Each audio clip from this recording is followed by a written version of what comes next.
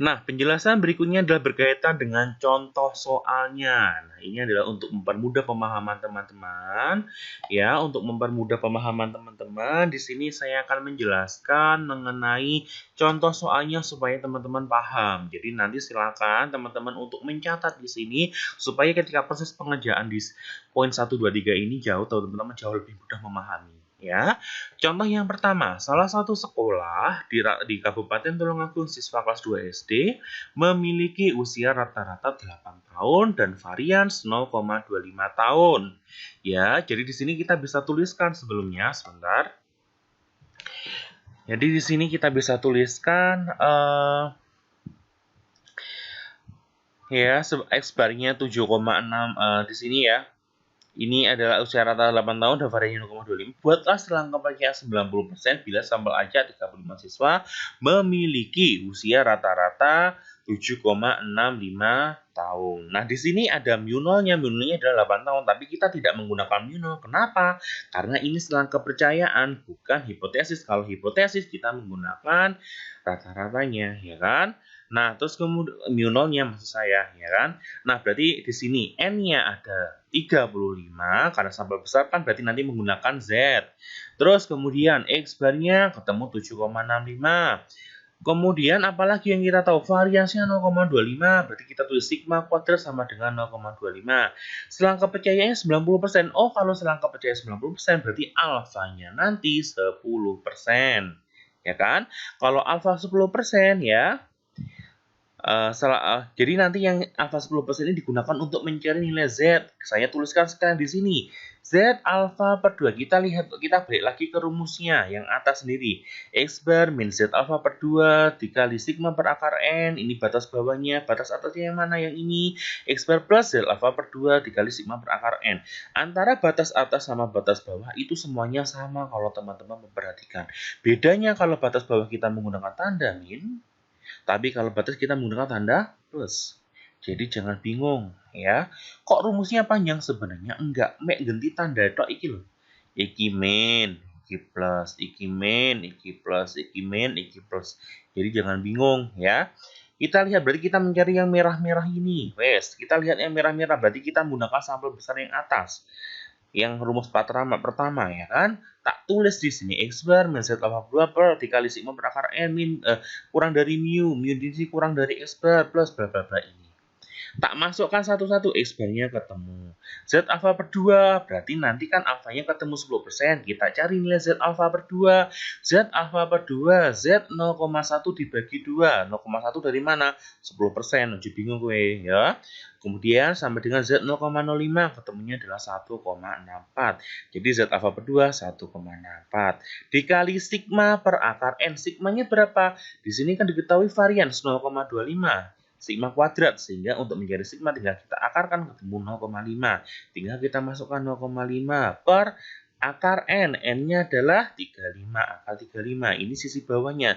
Sisi atas piye? Podo ae, bedanya di sini tandanya menjadi plus, ya kan? Perhatikan, ini 7,65, 7,65. 1,64, 1,64, 0,5, podo ae. Akar 35, podo akar 35. Mek tandane tok sing beda ya.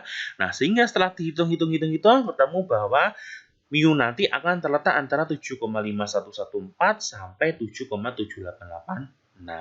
Jadi dengan selangkah percayaan 90, jadi harus ada kesimpulannya. Jadi dengan selangkah percayaan 90%, jadi harus seperti ini penulisannya ya. Selangkah percayaannya berapa? Maka kita bisa meyakini bahwa rata-rata usia siswa kelas 2 SD terletak antara 7,5114 tahun sampai 7,7886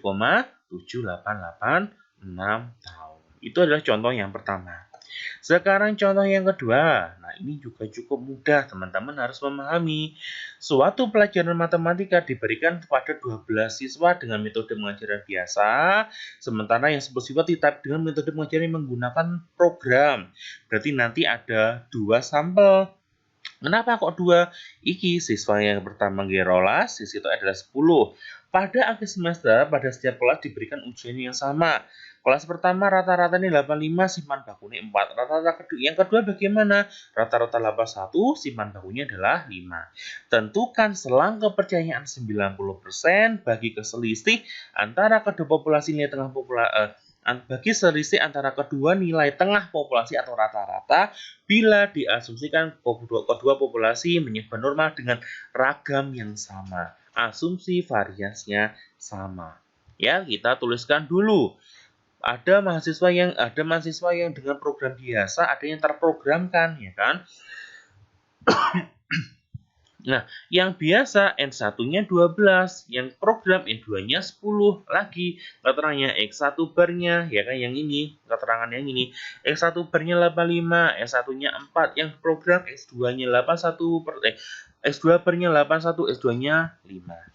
Nah, ini kalau kita jumlahkan ketemunya 22, berarti sampel kecil kita menggunakan T hitung, ya kan? SK-nya di sini dalam soal akan diketahui 90%. Nah, kalau SK 90% alfanya piro? 100 dikurangi 90% ketemu 10%. Ini ya yang saya bentuk kursor yang ini saya gerakkan, ini adalah rumusnya. Berarti kita lihat rumus. Berarti itu kan menggunakan sampel kecil. Oh, rata-rata sampel kecil biar bersamaan ke 4 atau 5. Sampel kecil. Tapi di situ kan ada asumsi ragam sama, asumsi varian sama, sehingga kita menggunakan persamaan yang ke-4. Ini adalah rumus saya ya, saya tak tulis di pengerjaan, di mana kalau kita menggunakan yang poin keempat, kita harus mencari nilai SP kuadrat dulu, di mana nilai DFT-nya ini nanti N1 ditambah N2 dikurangi 2. Ya, terus kemudian kita lanjutkan lagi di proses pengerjaannya. Kita tuliskan rumusnya. Di sini kan ada SP. Kita hitung dulu SP-nya. SP kuadrat rumusnya sama kayak yang kemarin. Ketemu ya yang terakhir. Ini nanti silahkan disimak, perhitungannya sudah cukup jelas. Ketemu nilai SP kuadratnya adalah 20,05. Di sini rumusnya SP, sehingga kita harus akarkan, karena di sini adalah kuadrat, ya kan? SP-nya ketemu 4,477. Wes beres, SP ketemu. Sekarang T alfa DF. Ya, wes kita cari dulu saja, supaya tinggal kita masukkan tok. T alfa per 2 DF, T alfanya tadi kan 10% dibagi 2, 0,05 DF. DF-nya di sini berapa? DF-nya itu adalah N1 tambah N2 dikurangi 2. Waduh, kayak penyebutan SP kuadrat ini nilainya adalah 20. Sehingga ketemu 1,725. Kalau bingung, ada di sini saya tuliskan DF. DF N1 tambah N2 min 2. N1 tadi 12, N2-nya 10, ketemu 22, dikurangi 2, ketemunya adalah 20. Sehingga nilai T-nya adalah 1,725. Tinggal kita substitusikan. X1 barnya sudah ketemu 85. X2 barnya ketemu 81. Dikurangi T alfa DF ketemu 1,75. SP ketemu tadi berapa? 4,477. Akar 1 per N1 plus 1 per N2. N1 ketemu 12. N2 ketemu 10. Wes, tinggal ada semuanya, tinggal kita masukkan semuanya ketemu yang ini. Berarti ini 85 kurangi 81 dikurangi 1,725 dikali 4,47 dikali akar 1 per N1 12, ya kan? N2-nya 10. Ya, ini mu 1 min mu 2 tetap kita tuliskan seperti ini. Baru ini batas atasnya, X tandanya minus, berarti X tandanya adalah plus. Ya, berarti tinggal kita hitung 4 min 3,307, satunya 4 plus 3,307. Iki tak hitung DW, iki tak hitung DW. Yang panjang ini ketemunya 3,307. Ya, yang ini ketemu 3,307. Nah, ternyata selisih antara populasi 1 dengan populasi 2 itu terletak antara 0,693 sampai 7,307. Jadi, dengan tingkat keyakinan atau selang kepercayaan 90%, maka selisih rata-rata kelas biasa dan kelas program terletak antara 0,693 dan 7,307. Jadi, harus teman-teman kalau proses pengerjaan seperti ini, harusnya menggunakan rumus yang mana? Rumus yang ke-1, rumus yang kedua, rumus yang ketiga, rumus yang keempat, atau rumus yang kelima. Tapi jangan bingung, harus teman-teman perhatikan jumlah sampelnya berapa dulu. Sampel satu sampel apa dua sampel? Satu sampel berarti ya persamaan 1 sama 2. Kalau dua sampel berarti 3, 4, atau 5. Nah, kalau sampel besar berarti menggunakan persamaan yang ketiga. Kalau sampel kecil bisa menggunakan 4, bisa menggunakan 5. Bedanya apa? Kalau persamaan 4 kita menggunakan asumsi varian sama, atau asumsi ragam sama. Kalau yang kelima tidak ada keterangan asumsi apapun atau ada tulisan asumsi varian beda. Ya, harus dipahami ya.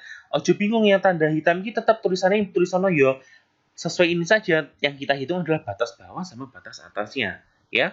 Jadi teman-teman harus mencermati di contoh soalnya juga. Wes, ini contohnya yang terakhir. Ini sebenarnya sama kayak yang kemarin, cuman ini saya ubah selang kepercayaan saja.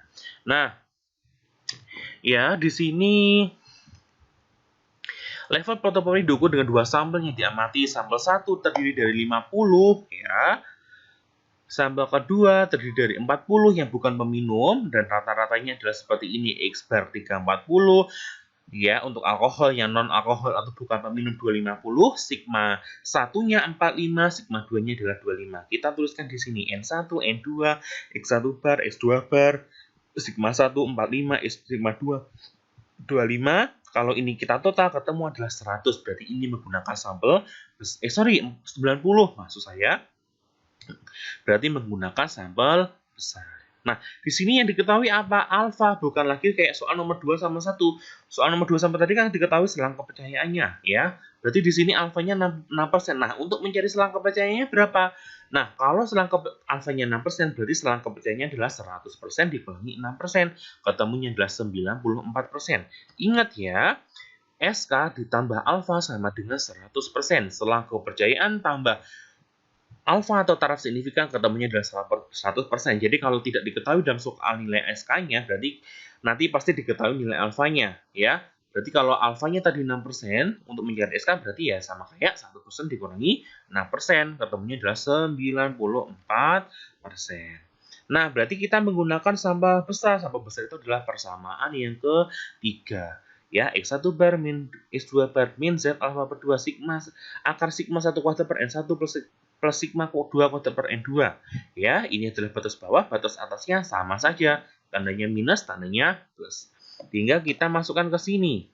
Ya, ini tetap yang merah yang ditulis merah tadi tetap ditulis seperti itu. Karena itu menunjukkan ini loh yang ingin dicari dugaan selang kepercayaannya. Tinggal kita masuk ke dalam rumus ya, rumusnya sama. 340 min 250 min Z alfa per 2. Alfanya tadi ya, alfanya tadi 6%, alfa per 2 berarti Z 0,6% kan 0,06. Berarti lah Z alfa per 2 berarti Z 0,03. Ketemunya adalah 1,88.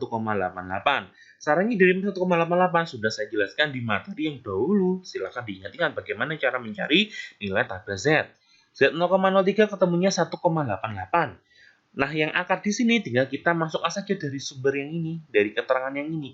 Oh, berarti sigma 1-nya sigma 1 kuadrat berarti di sini hanya 4 sigma 1 berarti tinggal kita kuadratkan. Plus ya sigma 2 kuadratnya sama. Ya tinggal kita kuadratkan. Ya, cuman jangan lupa ada pernya di sini. Nah, setelah kita hitung batas atas sama batas bawah delon podo ae kan? Yang ini sama yang ini sebenarnya sama, hanya saja tandanya ini minus, ini plus. Oh, ternyata yang bagian batas bawah ketemu 75,91504 dan batas atas ketemunya adalah 104,08496.